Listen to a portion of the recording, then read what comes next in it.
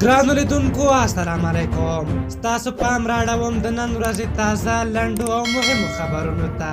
پیل له یوې حساسې موضوع کوو. تېره ورځ افغان حکومت اعلان وکړ چې 3 تنه طالب بندیان د 2 امریکایي استادانو سره د تبادلې او د سولې بین الافغاني مذاکراتو ته د لارې هوارولو په موخه آزادوي. په دغه بندیانو کې د حقاني شبکې د مشر ورور انس حقاني هم شامل دی. په دغه موضوع ګڼ بحثونه شوي او تر ډیره د انتقاد لاندې راغلې، خو یو شمېر خلک بیا خوشبین هم بریښي. او بل خبر د نه منلو راخلو.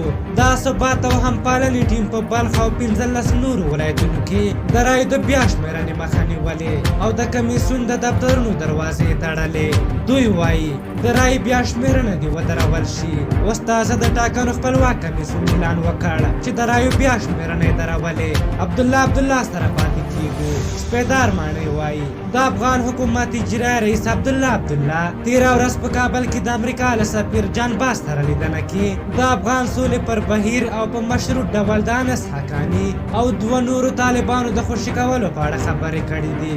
له انتخاباتو وروسته دا تقریبا 14م ځل دی چې عبدالله له جان باس سره ګوري. ټاکنو کمیسیون د یوې خبرپاڼې په خپرولو سره ویلي د ځینو ستونزو له امله ښایي بیا هم د ټاکنو لومړنۍ پایلې پر خپلې ټاکنې نیټه اعلان نشي.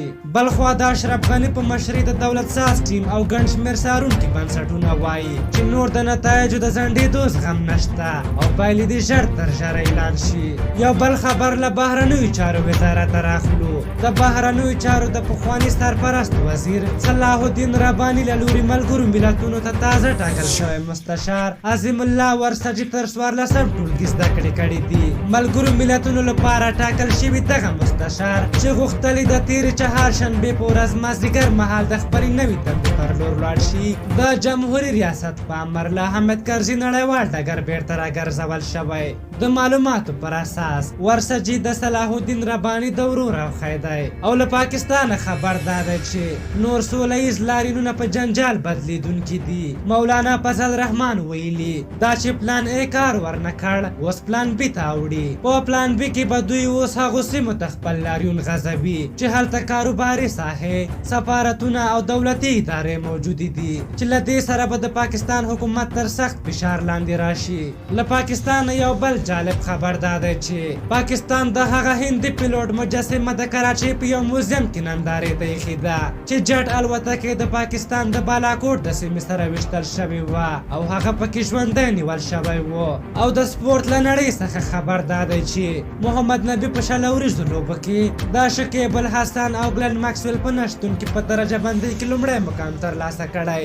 دغه راز سبا به افغان لوبډله په لومړۍ 20 ورځو لوبه کې د ویسټ انډیز په وړاندې د سیالۍ ډګر ته ووځي. له دې وړاندې په 3 ورځنیو لوبو کې افغان لوبډلې 3-0 ستره ماتې خوړلې وه.